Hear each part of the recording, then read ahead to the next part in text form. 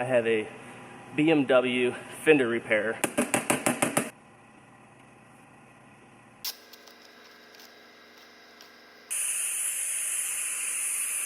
I stay putting in that work.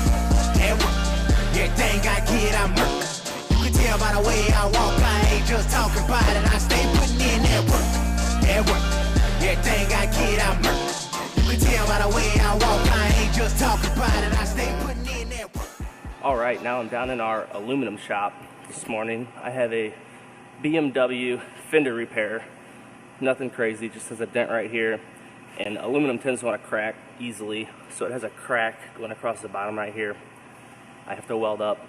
So I'm going to go ahead and knock this Fender repair out.